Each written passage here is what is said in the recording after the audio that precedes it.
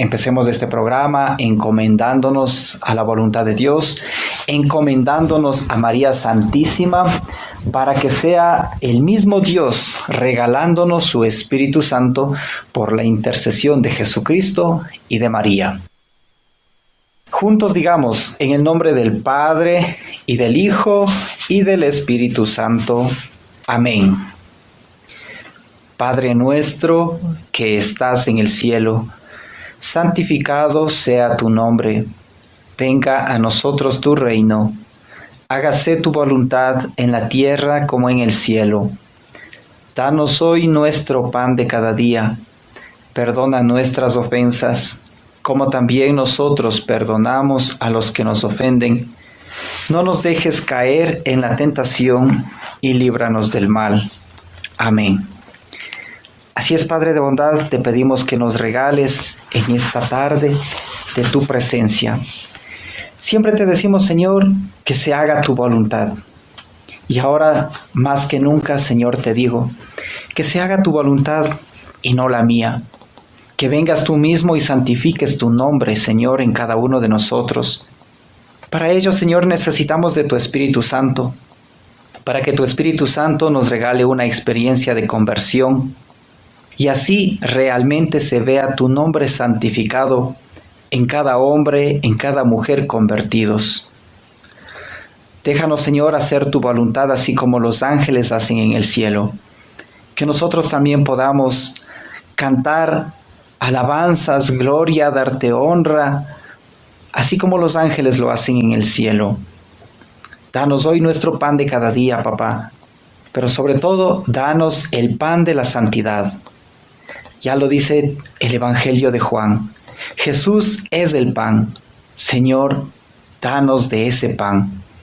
Y le animo a usted, querido oyente, que le diga al Señor, Señor, dame de tu Hijo Jesús, que es el pan diario que necesito en mi hogar para amar, para perdonar, para guiar a nuestros hijos, para mejorar nuestra relación de pareja.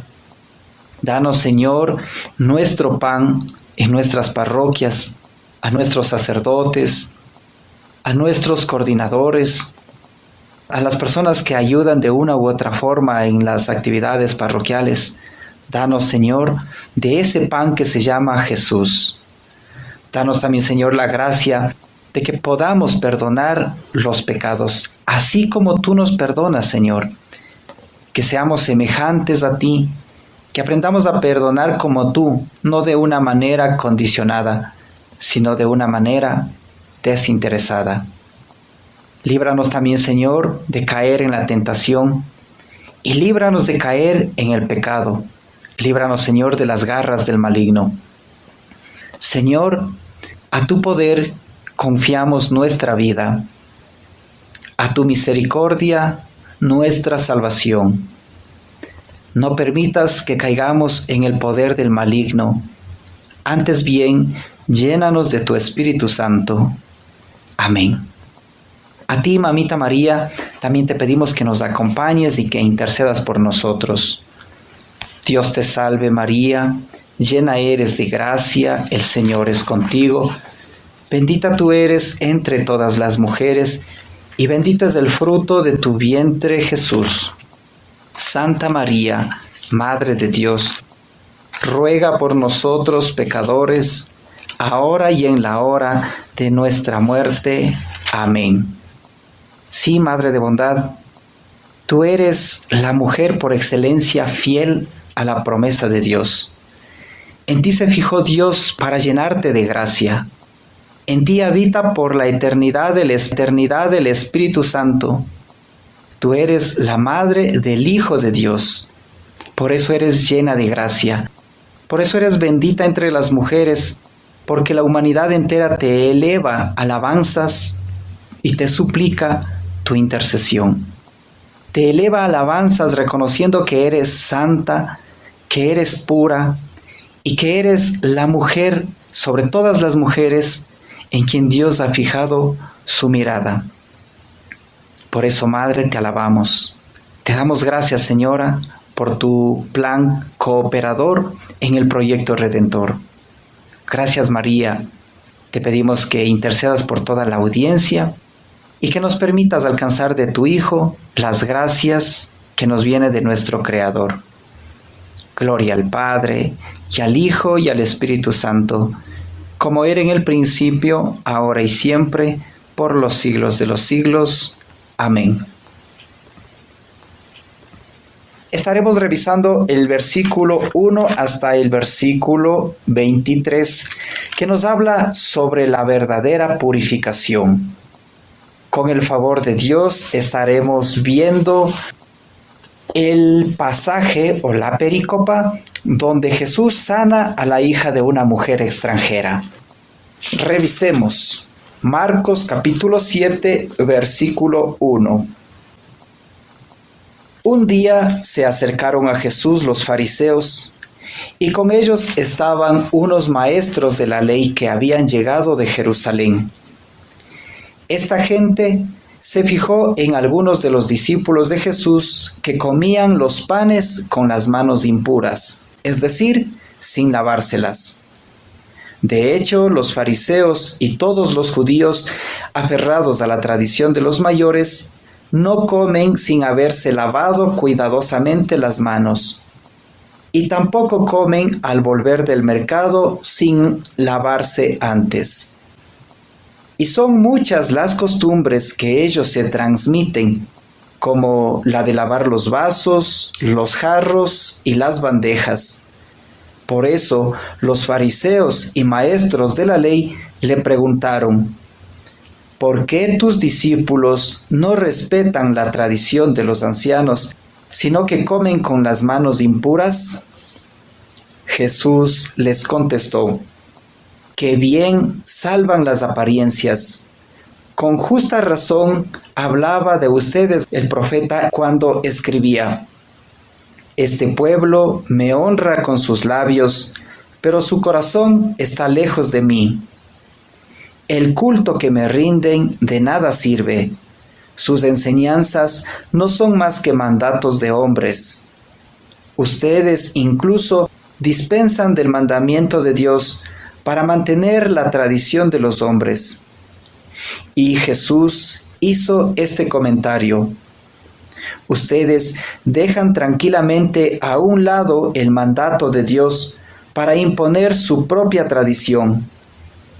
Así, por ejemplo, Moisés dijo: atiende a tu padre y a tu madre.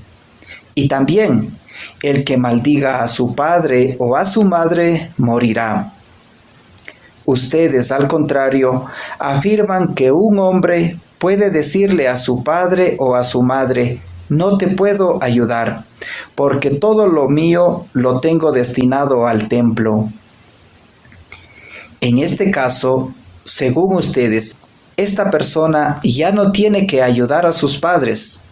Así pues, ustedes anulan la palabra de Dios con la tradición que se han ido transmitiendo y hacen muchas otras cosas parecidas a estas. Entonces Jesús volvió a llamar al pueblo y les dijo: escúchenme todos y traten de entender. Ninguna cosa que entra en el hombre puede hacerlo impuro. Lo que lo hace impuro es lo que sale de él. El que tenga oídos para oír, que oiga. Cuando Jesús se apartó de la gente y entró en casa, sus discípulos le preguntaron sobre lo que había dicho. Él les respondió: ¿tampoco ustedes son capaces de entender? ¿No comprenden que nada de lo que entra en el hombre puede hacerlo impuro? Porque no entra en su corazón, sino en su estómago, y después sale de su cuerpo. Así Jesús declaraba que todos los alimentos son puros. Y luego explicaba: lo que sale del hombre, eso lo hace impuro, pues del corazón del hombre salen las malas intenciones, inmoralidad sexual, robos, asesinatos, infidelidad, codicia, maldad, vida viciosa, envidia, injuria, orgullo y falta de sentido moral. Todas estas maldades salen de dentro y hacen impuro al hombre. Palabra del Señor. Gloria a ti, Señor Jesús. Les invito a que veamos el versículo 2. Dice que hasta Jesús llegó unos fariseos y habían llegado unos letrados, y fijándose en los discípulos de Jesús, le dijeron lo siguiente: ¿por qué tus discípulos comen sin lavarse las manos? Dentro de la realidad judía existían ciertos mandamientos. Específicamente existían 613 mandamientos. Entre ellos habían mandamientos positivos, es decir, mandamientos que se autorizaban a hacerlo, y mandamientos que se prohibía hacerlos. Uno de ellos, un mandamiento positivo, es la oración. Un mandamiento positivo es lo que el mismo texto dice: ayudar a los padres. Un mandamiento negativo era la idolatría. Ahora, dentro de este texto, Jesús nos muestra cómo los fariseos van a tomar esta realidad que están viviendo los discípulos. Están comiendo pan, no se han lavado las manos, y aquí, según los fariseos, cometen un gran pecado los discípulos. ¿Por qué a decir? Según la costumbre de los fariseos, era algo impuro, era pecado servirse los alimentos. Específicamente, dice acá, comían los panes sin antes haberse lavado las manos. En el pasaje del Antiguo Testamento, en el libro de Levítico, en el capítulo 22, versículos del 4 al 8, vamos a encontrar una serie de reglas, una serie de mandamientos en el que dice que es impuro aquella persona que al salir a la calle ha tenido contacto con otro impuro. Otra de las cosas que hacía impuro a un hombre es cuando el hombre había tenido un derrame seminal. Otra de las impurezas, cuando se ha tocado o cuando se ha tenido contacto con una persona impura, con un leproso. Si por ahí se encontraban con un muerto y le topaban al muerto, aquella persona que le topó quedaba impuro hasta la tarde. Y estas impurezas exigían un ritual de purificación. Este ritual consistía en lavarse las manos. En algunas ocasiones tenían que lavarse hasta los pies, dependiendo la impureza. En este pasaje de Marcos nos muestra que Jesús les va a, no tanto a reprochar, sino les va a corregir, les va a enseñar, les va a dar una catequesis a los fariseos, porque les dice que no es impuro lo que entra en el hombre. Al hombre no le hace impuro lo que entra, sino lo que sale del corazón. Los fariseos, viendo la actitud de los discípulos, pensaban que al comer el pan sin lavarse las manos, ya han pecado contra Dios. Y Jesús les dice: no, ustedes están aferrados a las enseñanzas de sus mayores, a las enseñanzas de sus antepasados. Pues no es así. Ante este tipo de contaminación debían lavarse las manos, nos dirá una reflexión que encontramos en la Sagrada Biblia. Ante este tipo de contaminación debían lavarse las manos cuando regresaban del mercado. Poniendo en nuestra realidad, si usted y yo todavía viviéramos la ley mosaica, cada vez que salimos al mercado, nuestras ropas o nuestras manos tienen un roce con alguna persona que ha cometido un pecado. Y al llegar a la casa, los fariseos y los judíos se lavaban las manos, pues el mismo gesto o la misma realidad tuviésemos que vivir nosotros. Pero Jesús viene a mostrarnos el fondo de la intención que tienen los judíos y los fariseos. Jesús les va a decir, no es el pretexto de la higiene. Lo que ustedes están sacando a flote es la discriminación hacia el pecador, el odio que tienen hacia los ciudadanos paganos. Y a nosotros nos puede pasar eso. Uno a veces limita su amistad con aquellas personas que tienen cáncer porque tiene miedo que le pase. Uno limita la amistad con una prostituta, con un homosexual, porque tiene miedo que eso se le pegue. Y no es eso. Jesús nos está mostrando que hay que ser compasivo con los pecadores, porque si no, ¿de qué testimonio hablamos? Mire Jesús cómo empieza a tener contacto con los pecadores, con los leprosos, cómo Jesús empieza a sanar a los enfermos, cómo Jesús tiene compasión de la mujer adúltera. Ese es el ejemplo a seguir en Jesús. Jesús, por lo tanto, nos muestra que la intención profunda de los fariseos es reflejar su odio ante un pecador. Y a nosotros el Señor también hoy nos corrige, o a mí el Señor hoy en esta tarde me corrige. Cuando uno piensa que porque X persona tiene un pecado, uno no debe llevarse, uno debe limitar su amistad.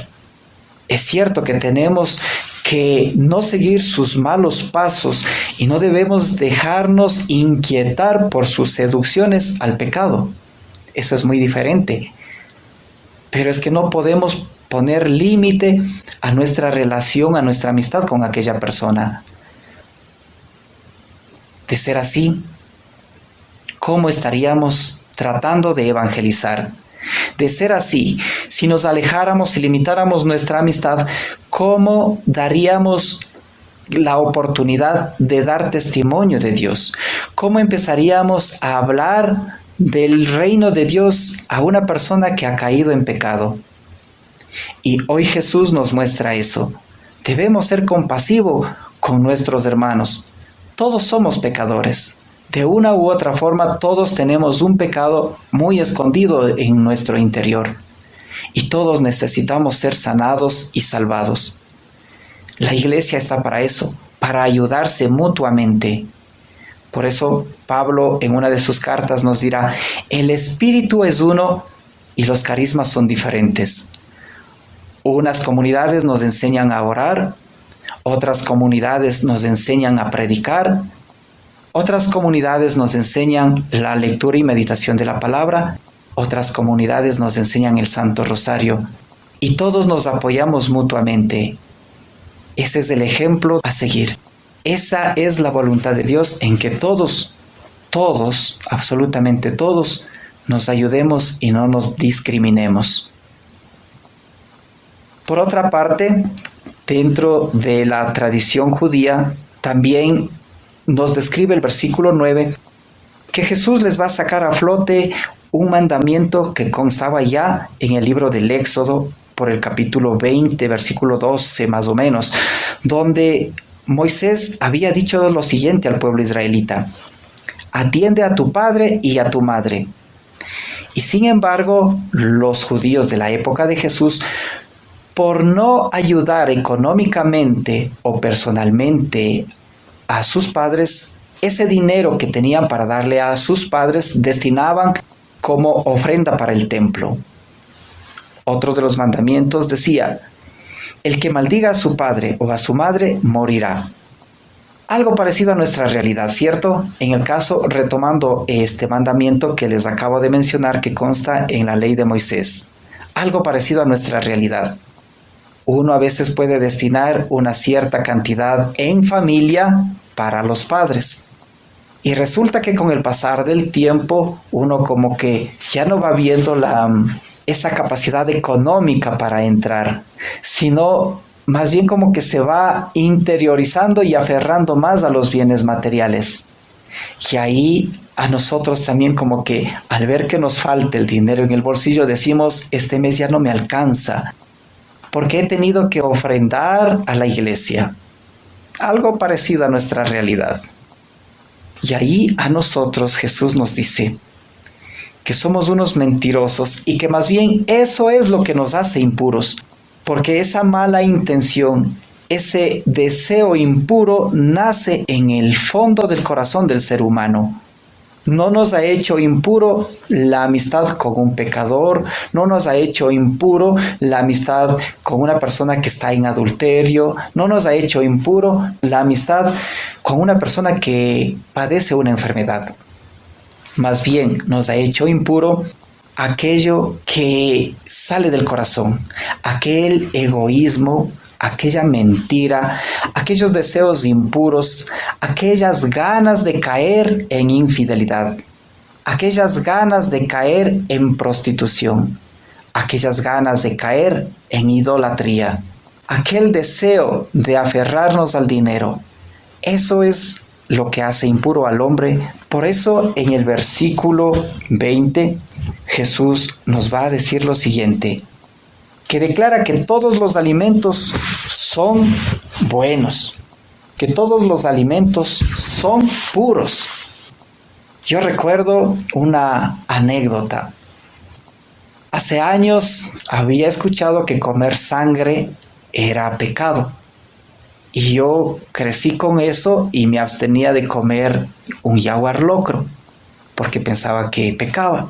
Pero cuando leí este texto y lo cotejaba con el capítulo 10 del libro de los Hechos de los Apóstoles, que recién lo acabábamos incluso de leer, me parece que fue ayer o antes de ayer, comprendía que todos los alimentos son puros cuando se los bendice, y que más bien me hacía impuro esa manera equivocada de pensar respecto a los alimentos y la manera de ver a aquellas personas gustosamente se servían de un delicioso yaguar locro. Eso me hacía impuro, y eso me hace impuro cuando juzgo a las demás personas. La invitación es a que controlemos las intenciones que salen en nuestro corazón. Hoy el Evangelio de Marcos nos explica que los pecados de las demás personas no nos afectan, pero las intenciones que hay en su corazón y en mi corazón, eso sí, que van quebrando nuestra relación con Dios. Volvamos al Evangelio de Marcos. Marcos, decíamos, nos habla sobre la verdadera pureza. Y dentro de esto quisiera comentar algo. Mire que nosotros podíamos decir, bueno, estas son cosas que ya pasaron. Esto es cosas del antaño. Uno empieza a ver que dentro de nuestra realidad existen tradiciones de la iglesia y tradiciones de los católicos, es decir, de cada individuo, de cada ser humano. ¿Cuáles son las tradiciones de la iglesia? Los sacramentales. Entre los sacramentales tenemos las procesiones, las bendiciones, ya sea de algún lugar, la bendición de la mesa, la bendición de las personas, o a veces la bendición de los vehículos o de una casa, ¿cierto? Pero dentro de la tradición de los católicos, ya hablando en el sentido personal, nosotros vamos a encontrar con una variedad de tradiciones. Una de ellas, los 15 años de una persona, las quinceañeras, que lo hemos tomado más desde la parte social antes que de la parte religiosa. ¿Y por qué? Porque si nosotros nos fijamos, nuestras quinceañeras y nuestros invitados muchas de las veces llegan únicamente al templo por cumplir con un compromiso y con una parte social. Están totalmente distraídos. Unos mastican chicle, otros juegan, otros en el celular, y únicamente el sacerdote o el diácono es quien está presidiendo, y el resto como que no estuviesen ahí. Otra tradición, las festividades patronales, en la que como priostes y como organizadores nos esmeramos para que desde la parte social y desde la parte externa de la fiesta se vea todo bien ordenado, se vea todo bien decorado, que no haya problemas entre quienes participan de esa festividad. Pero ¿y la Santa Eucaristía? Ni la quinceañera ni los priostes muchas veces nos confesamos, ni tampoco participamos del sacramento de la Eucaristía. Ahí tenemos otra tradición de los católicos. En los velorios, mire que en la antigüedad, en los velorios se reunían para reflexionar en la palabra de Dios y para contar todas las maravillas que Dios ha hecho en el difunto. Pero si usted hoy ve la realidad de los velorios, nos reunimos para comparar nuestras capacidades económicas, para discutir y para sacar a flote a dónde hemos viajado en el año presente. Las peregrinaciones carentes de fe. A veces pensamos que únicamente hay que ir de peregrinación a un determinado santuario y con eso cumplimos ya una fase ritual. Y no es así. El sentido de la peregrinación es hacer conciencia de que vamos a tener un encuentro personal con Dios, un encuentro a través del sacramento de la confesión y de la Eucaristía.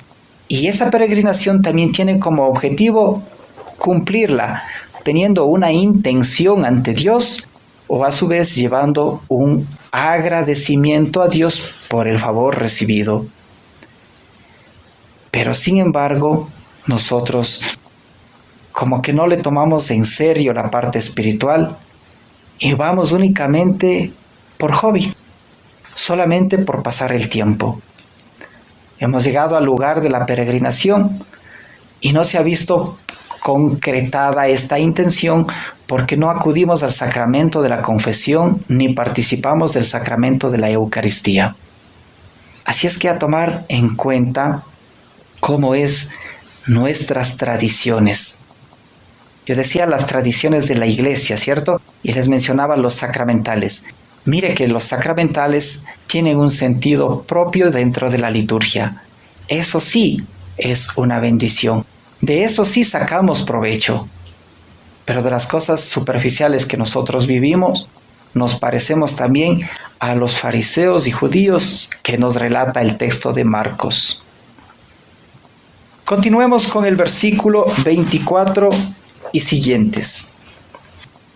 Jesús salió de allí y fue a las fronteras del país de Tiro. Entró en una casa y no quería que nadie lo supiera, pero no logró pasar por inadvertido. Una mujer cuya hija estaba en poder de un espíritu malo se enteró de su venida y fue enseguida a arrodillarse a sus pies. Esta mujer era pagana, de nacionalidad sirofenicia, y pidió a Jesús que echara al demonio de su hija. Él le contestó: espera que se hayan saciado los hijos. No está bien tomar el pan de los hijos para echárselos a los perritos. Pero ella le respondió: Señor, debajo de la mesa los perritos comen las migajas que dejan caer los hijos. Entonces él le dijo: vete, por lo que has dicho, el demonio ya ha salido de tu hija. La mujer se fue a su casa y encontró a la niña acostada en cama. El demonio se había ido.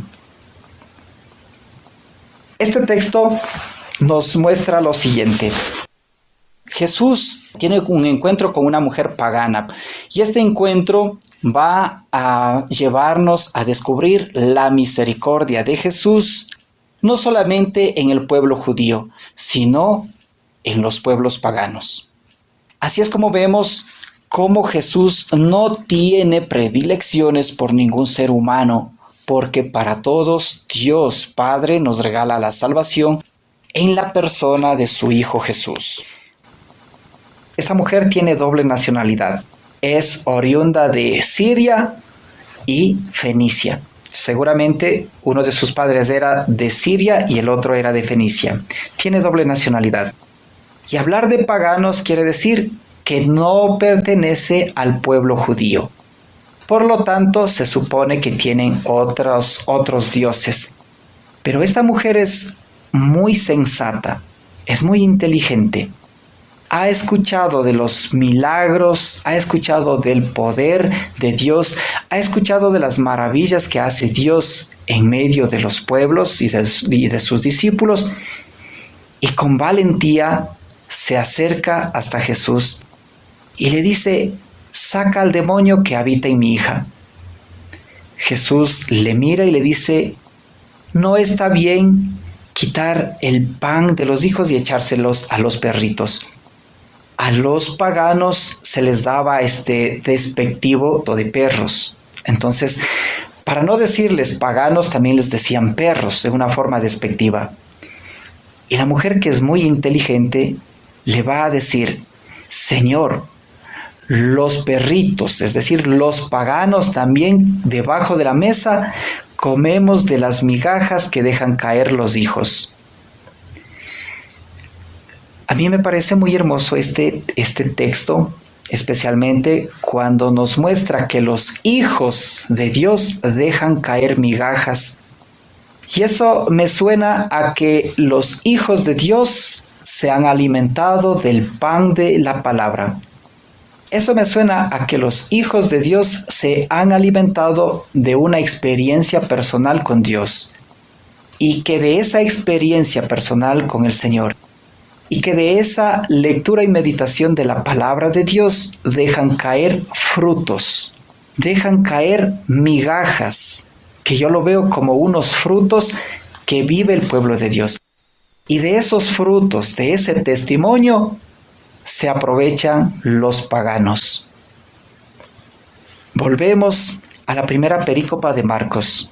Si usted y yo tan solamente dejáramos caer migajas de testimonio de lo que Dios hace en nuestra vida, ¿cuántas personas que vivimos en pecado nos convirtiéramos por su manera de ser, por su testimonio, por su mensaje de salvación que nos dé desde las Sagradas Escrituras? Si su ejemplo de conversión lo lleva a vivir una experiencia de confesión y comunión sacramental con el cuerpo de Cristo, ¿cuántos de nosotros que vivimos en pecado viéramos que usted es testimonio del amor de Dios y siguiéramos su ejemplo? Y recuerde que una de las maneras de dar gloria a Dios es a través de los frutos que demos en las demás personas. Continuamos con el texto de Marcos, capítulo 7, versículos del 31 al 37. El texto dice lo siguiente: saliendo de la región de Tiro, Jesús pasó por Sidón y, dando la vuelta al lago de Galilea, llegó al territorio de Decápolis. Allí le presentaron un sordo que hablaba con dificultad y le pidieron que le impusiera la mano.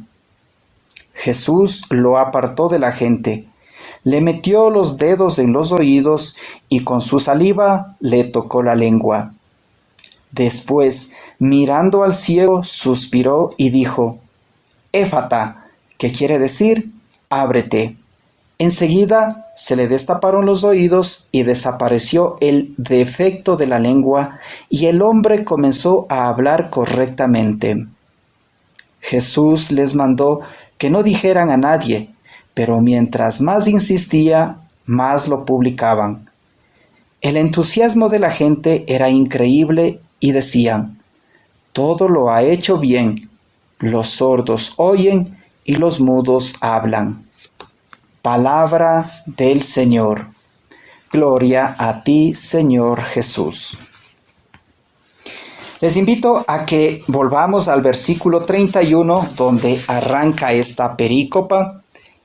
Marcos nos dice que Jesús antes estaba en la ciudad de Tiro, donde sale del lugar de Tiro y llega hasta el territorio de Decápolis.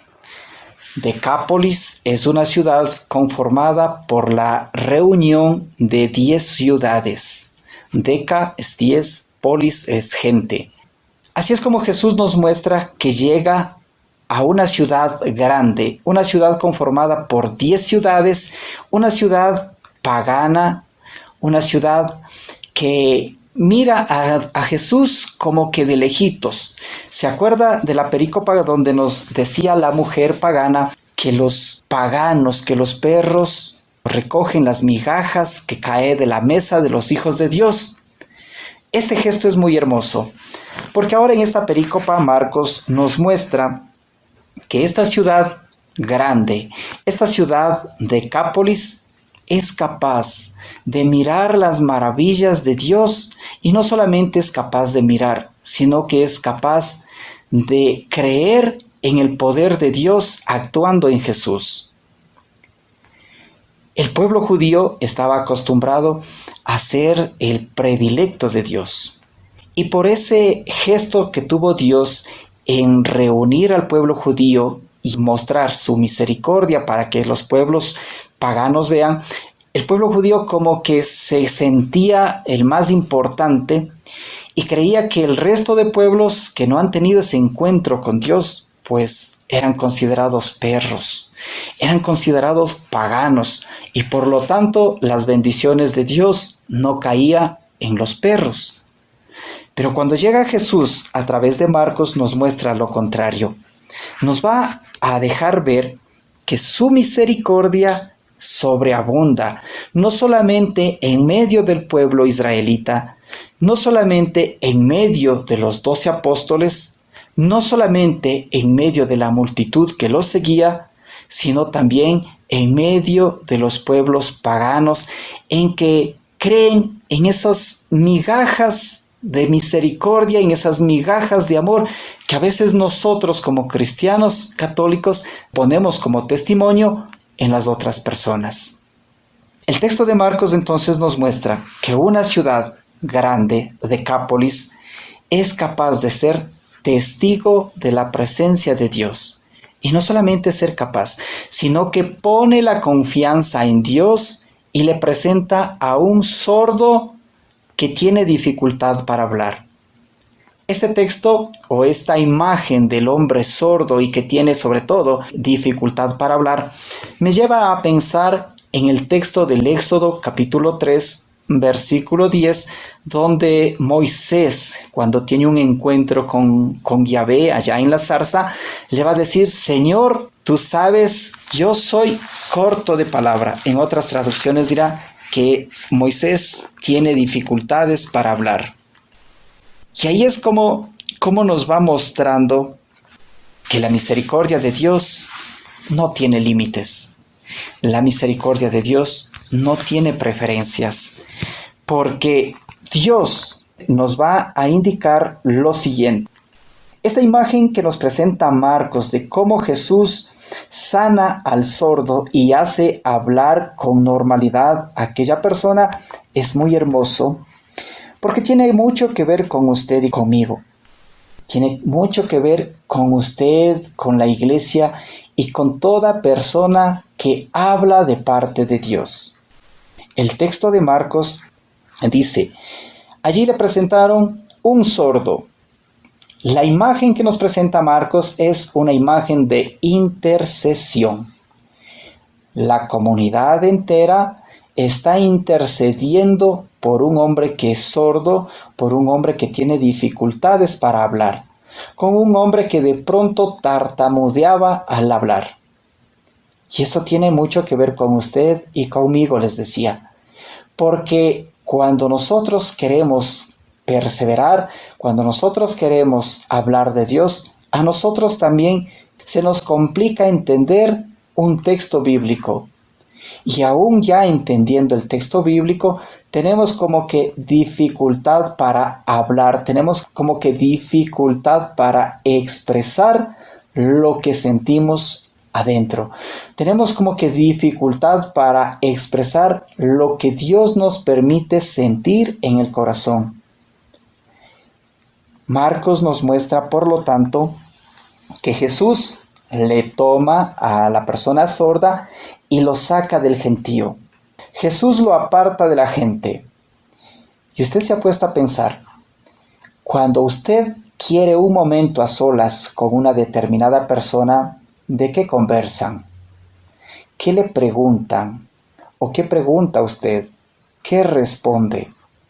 Y a mí eso se me hace novedoso hasta cierto punto, porque me imagino a Jesús llevándolo de la mano o abrazándole al sordo y preguntándole, ¿por qué estás así? ¿Qué te pasó? Y esa pregunta cabe también para nuestro sentido espiritual, que les decía, nosotros muchas veces leemos las Sagradas Escrituras y no entendemos. Y el Señor también nos diría, ¿por qué estás sordo? ¿Qué te pasó? Y la pregunta o la respuesta la tiene la carta de Pablo a Santiago, o la carta de Santiago, perdón. En la carta de Santiago, en el capítulo 1, versículos 13 y siguientes, nos va a decir que nosotros expresamos la maldad que habita en nuestro corazón. Y este texto nos ayuda a entender por qué nosotros somos sordos, somos ciegos ante las experiencias y ante las maravillas de Dios, ante la misma palabra de Dios. Y la respuesta es porque tenemos el corazón endurecido. Para poder entender lo que es o lo que significa un corazón endurecido, les invito a que revisen el texto del Éxodo capítulo 14, donde nos muestra Jesús cómo va a hacer todas esas maravillas para darnos una nueva experiencia con el Espíritu Santo. Les decía que el libro del Éxodo en el capítulo 14 nos ayuda a entender por qué nuestro corazón se endurece. Que el texto del Éxodo nos muestra que el corazón de Faraón se endurecía porque buscaba su bienestar personal, porque no le gustaba compartir sus bienes con los necesitados. Ahora entiendo por qué mi corazón es duro, porque muchas de las veces a uno no le gusta compartir tanto las bendiciones materiales como las bendiciones espirituales que Dios nos regala a cada uno de nosotros. Volviendo al texto de Marcos, cuando Jesús dice que lo apartó, les decía, esta imagen es hermosa porque en ese corto trayecto Jesús seguramente le va preguntando parte de su vida del sordo. A lo mejor el sordo no lo escuchó, pero la intención es la que cuenta. Uno como sordo muchas veces se deja llevar por Jesús. Uno en nuestra sordera es capaz de contemplar a Jesús, aunque no entienda su palabra, aunque no entienda el mensaje de la Eucaristía, aunque uno sea sordo a esas dos presencias grandes donde encontramos a Jesús, uno es capaz de hacer silencio y mirarlo y contemplarlo. ¿Uno es capaz de hacer eso? Bendito Dios si usted lo hace. Bendito Dios. Dele gracias a Dios, porque incluso eso es un regalo de parte de Dios. Eso es una gracia de Dios. También nos muestra otro gesto hermoso que Jesús hace con el sordo. Dice que le pone los dedos en los oídos. Jesús mete los dedos en los oídos del sordo. Y acá viene otra imagen más especial. Usted de pronto no va a compartir esto. Jesús coge su saliva y la deposita en la lengua de la persona. No sé si le ha pasado en épocas cuando usted estaba enamorado o si usted todavía está joven y está enamorado. ¿Usted se acuerda de esa época de enamoramiento? Cuando hasta la saliva de la enamorada uno quería que lo salpique por lo menos a los cachetes como para sentir su presencia. Otro gesto más hermoso.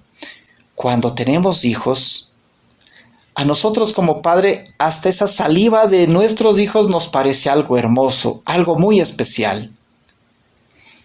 Es que eso somos nosotros para Jesús, alguien muy especial, que no solamente se conforma con abrazarnos, con imponernos las manos, sino con darnos su esencia. En la saliva está toda nuestra esencia.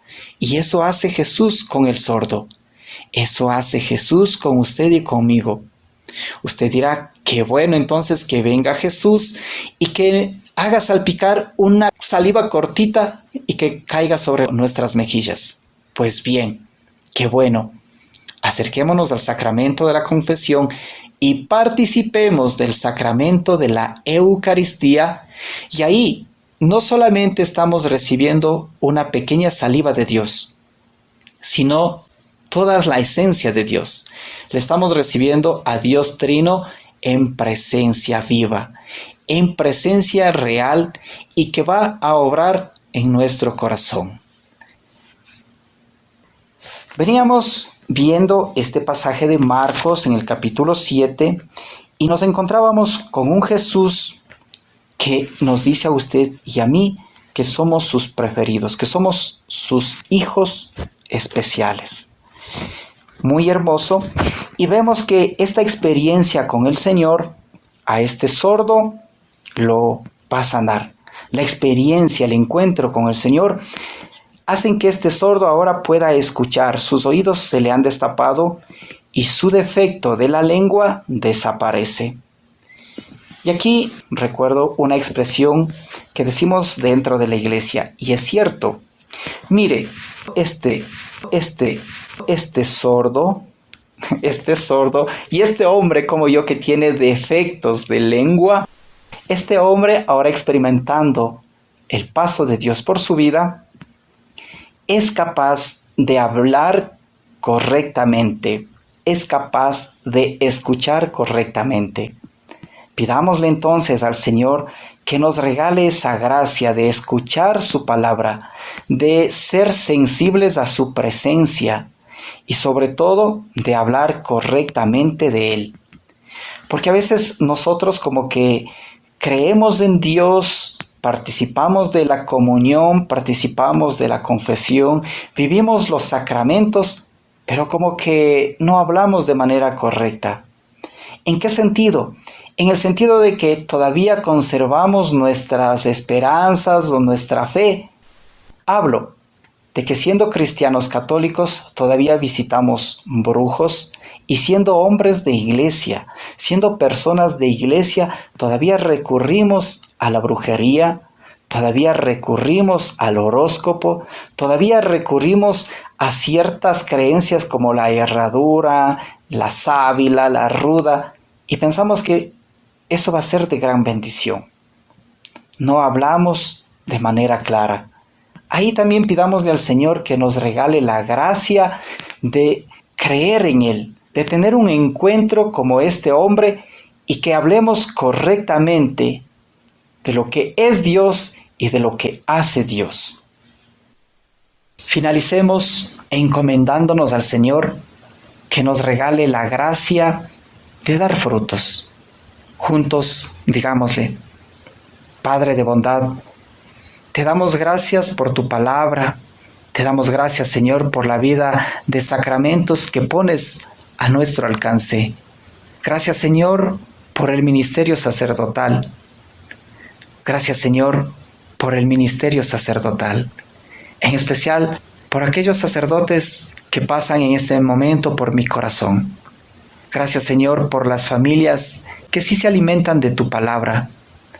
Gracias, Señor, por las comunidades que se alimentan de tu palabra. Pero deja que seamos capaces de que con esas migajas de fe podamos evangelizar a las demás personas. Deja, Señor, que nuestras migajas de testimonio sirvan de buen ejemplo para aquellas personas que lo necesitan. Deja, Señor, que tu palabra cale en nuestro corazón, que tu palabra traspase nuestra alma y que ese testimonio vivo y ardiente pueda contagiar a quienes lo necesitan. Para ti, Señor, sea la gloria por los siglos de los siglos. Amén.